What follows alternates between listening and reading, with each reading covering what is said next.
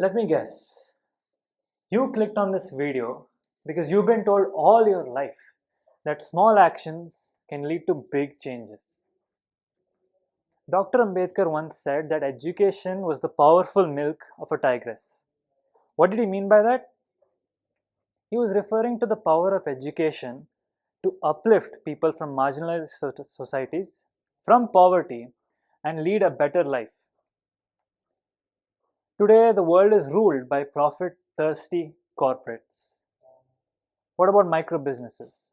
They say that micro businesses are the heart of a common man's living and that it allows him to put food on the table for his family and his loved ones. These are all amazing and big ideas, but who's the one actually on the ground making sure that someone's life is actually changing because of this? Today we have one such man, Dr. Shaukat Ali Mirza from Helping Hands. Helping Hands is an NGO that has launched people from ghettos and slums to global careers, and they help many micro businesses grow their business like anything with just one simple zero interest loan to get them started. This conversation is eye-opening and inspiring, and it might just change your perspective. Okay, sir. Are you excited? Oh, yes. I think for the first time I am sitting with you or with anybody for a interview like this. So, something to show the audience about how far you have come today. You started off with a decent donation of 13 lakhs, but today it's at least 100 times what you started off with.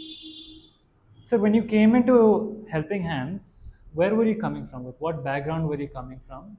And what did you expect to do? Good question. Probably I might take your entire time if I have to answer this in detail. Yeah, it carries my background, the family background, the educational background. I think I've gone through very tough time when I was a student, and I had a feeling that there is nobody, not only for me, there is nobody for anybody to help and guide and mentor. Today, what Helping Hand is doing, for example. No. So one of the first thing that struck to my mind was I should take the fellow members of my society, community, neighborhood to the highest possible education. And I cannot do that unless I educate myself. That was the reason that since day one, I tried my best to be the best student. Destiny took me back to UAE. There was a need to start a university from the scratch. Okay. So somehow, through some network, they catch hold of me, and I was the first person to be appointed to establish a university. And I did there. There are two universities in which I had a major role. One is the medical university for which I worked as a dean. It's called Ras Al Khaimah Medical Science University. Even today, it's one of the prominent universities of UAE. The second one, where I actually resigned as vice chancellor, it was called as American University of Ras Al Khaimah. In short, we used to call it as AURAC. Yeah. So there I worked, and maybe I was 50, 51. I decided that now it is time for me. We have done enough for others. It is time for me to go back home to do something India. for my society, for my community. So with a very clear idea, I returned back to India. And you might have gone through my report near pillar number 176, which is going towards the airport. There is a ghetto where I found it could be the right platform to start. The area is called as Khaim Nagar. Now it has changed a lot, but when we went there, it was all kacha houses. You can imagine 80 square yards. Maybe our room size is more than 80 square yards. So that is the locality from where we put our first foot forward and started the activity. So I read in your report that 6 students have received an admission into MBBS program, and 18 have gotten into engineering this year. Correct. Yes. So to most people in the audience, including myself, these don't seem like big numbers. So what I'm trying to understand here is what were the challenges that currently you face in trying to get them to pass? Is it something in the society that's stopping you, or is it your funds, or what is it exactly? Let me answer your question in two parts. When you said it's not a big number, yes, I agree that for an NGO it is not a big number.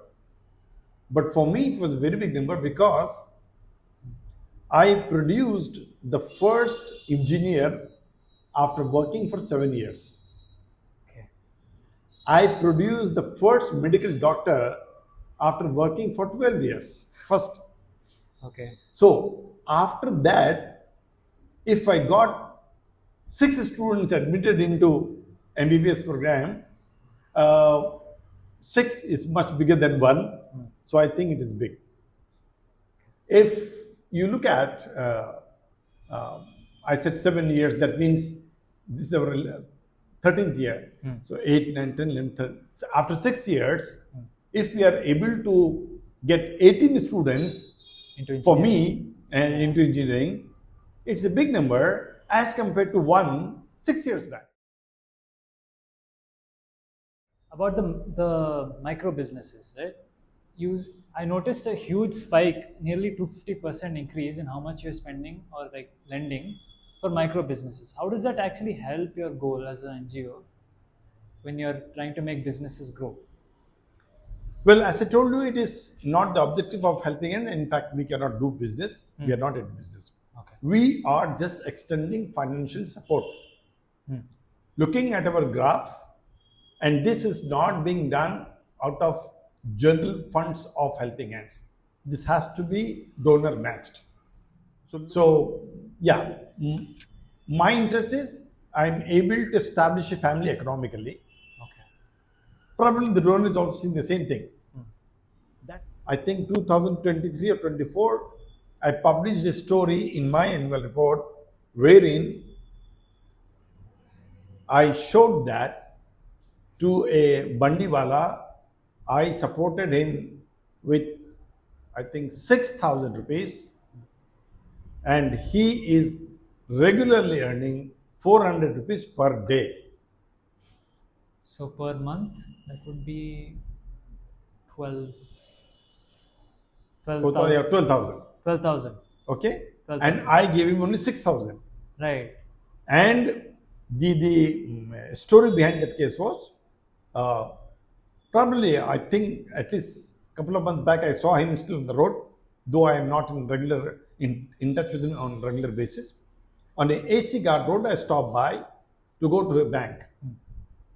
When I returned from the bank and starting my car, I noted that just in front of my car there is a bandiwala who is selling the boiled chickpeas. Yeah. He pulled those chickpeas from his gunny bag, which might not be more than 3-4 kgs. Then I saw him from his cycle. There was a bag hanging to it. He brought some very rough, raw pieces of wood. Of? Wood. Wood. I was just watching what he's going to do. He put those pieces of wood as a fuel to burn to warm this chicken piece. Okay. And he did not buy those wood pieces. He picked up from the road. At that time, I had a thought.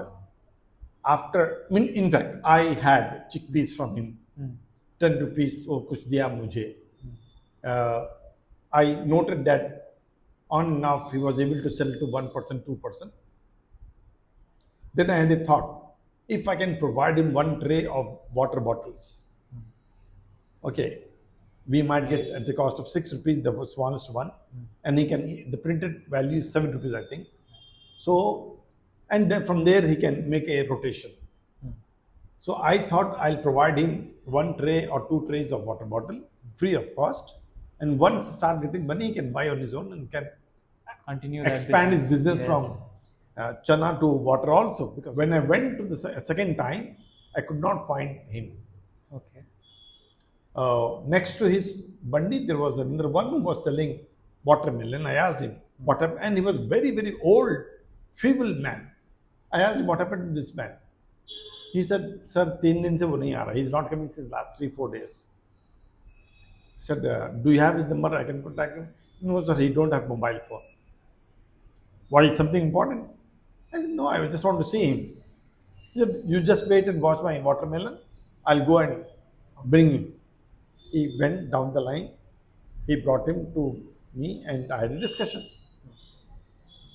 I said, "It seems you were selling chickpeas and now you are not coming since last 3 days." हाँ sir, नहीं आ रहा हूँ. What happened? Sir, मैं मेरी wife घर पे रहते हैं. I had a son, he works for a mechanic, but he never supports us. But I used to sell chickpeas, generally 50 to 60 rupees, sometimes 100 rupees I earn. And that is good enough for me to have one meal, 2 meal. Okay. I've been doing since last many months, he said. Then why you have stopped?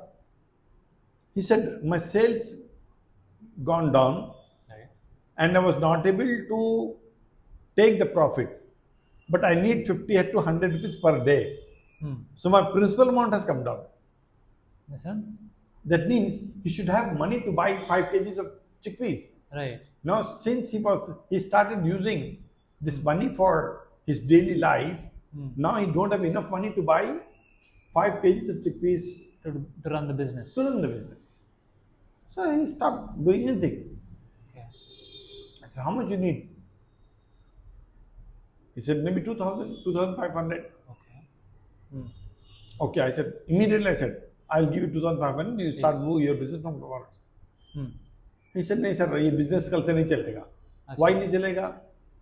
Because कल से रमजान शुरू है. अच्छा. And in Ramadan, people won't come to buy my chickpeas. Then what will you do for Ramadan? Sir, मैं pineapple बेचता हूँ. Do you have any experience selling pineapple? कहाँ से खरीदते हैं, कहाँ से खरीदते हैं?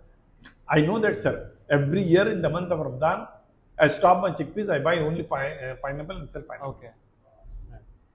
कहाँ से लेते हो? बहुत नए मार्केट से. कितने में आता है? 30 to 35 rupees. बेचते कितने में हो? 60 rupees. बिक जाता है? हाँ, बिक जाता है. Okay.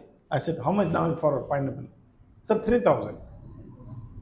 I gave him 3,000 immediately. Okay. I said, only one promise. Don't use for your daily expenses. If there's need, I'll come back to you again. Believe me, I started going to him. I just give 1 day gap. The second, after alternate day, I went there. He didn't realize that who is standing in front of his pineapple bandi. Right. I said, मुझे एक pineapple चाहिए, 60 रुपए दो. I gave him 60 rupees. He packed one pineapple and gave to me. I said, सुबह से कितने बेचे? Then he raised his hand. Why you are asking? Yeah. Then he expressed happiness.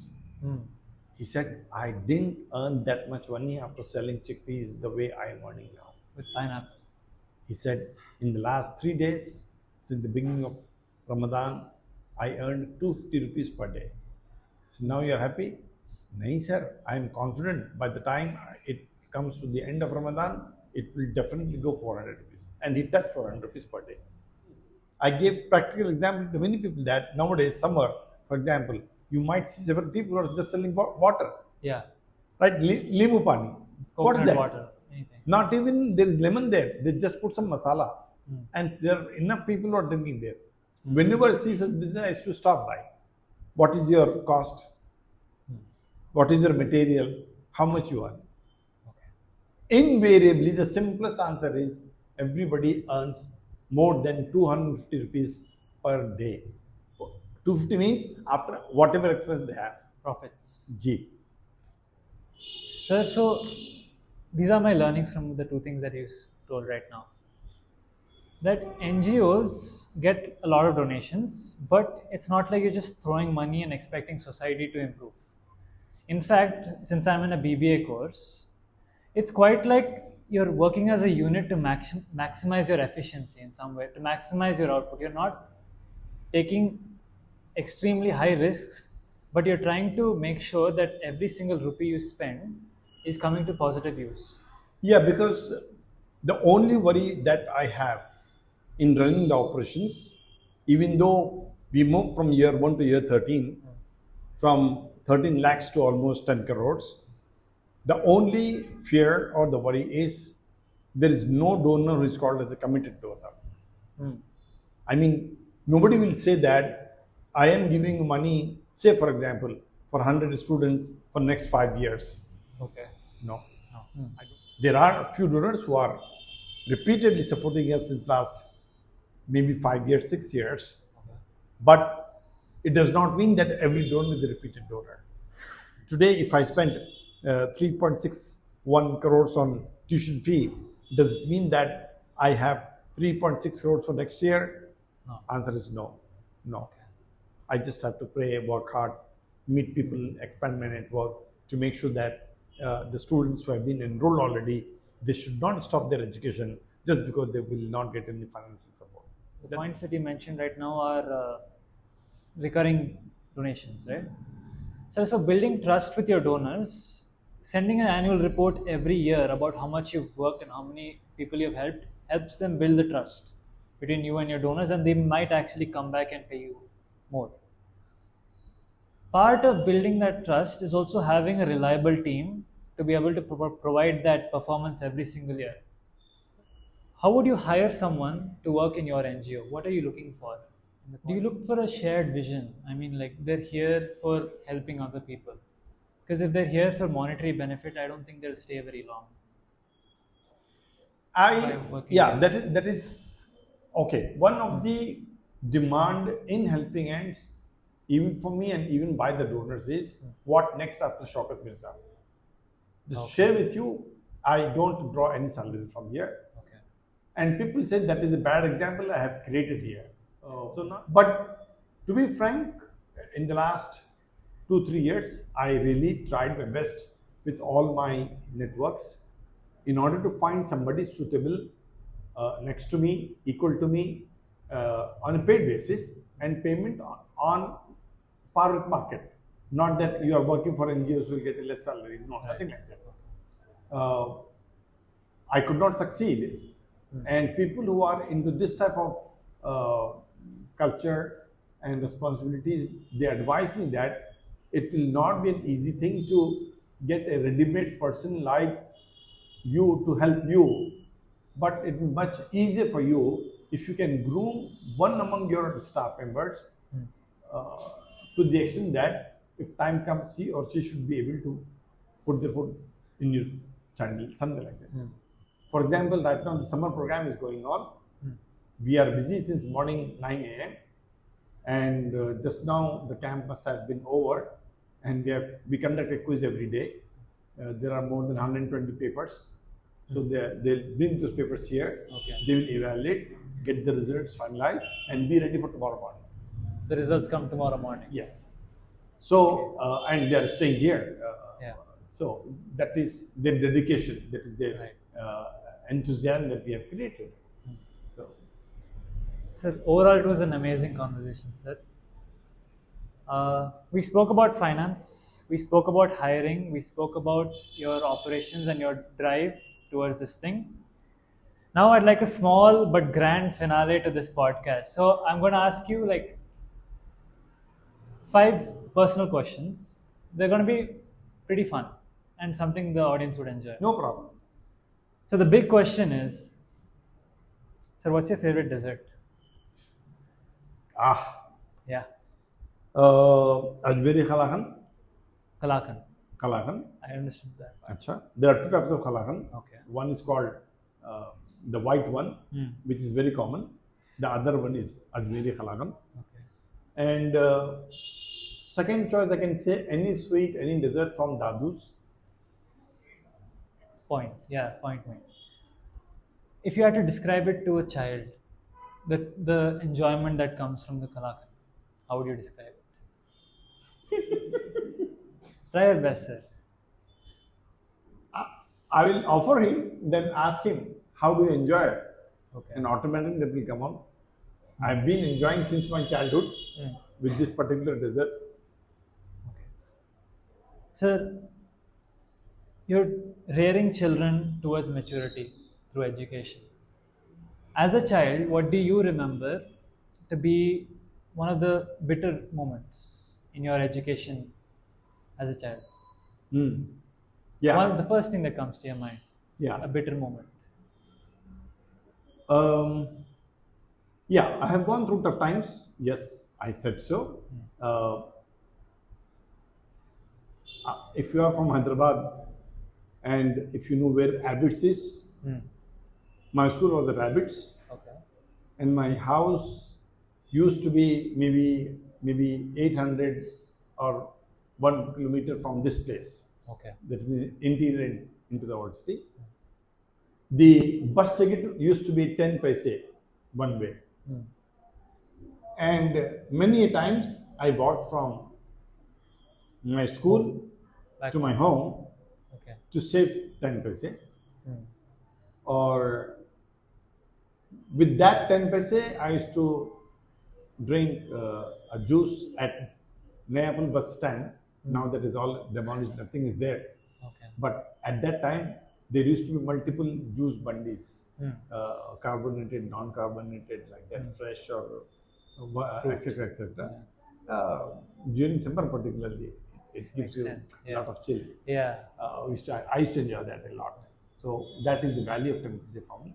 In a way, you kind of answered both of my questions. I was going to ask you what a bitter moment and a sweet moment from your childhood. So now combining these two, what is your advice to children who are maturing towards adulthood and facing bittersweet moments during their life?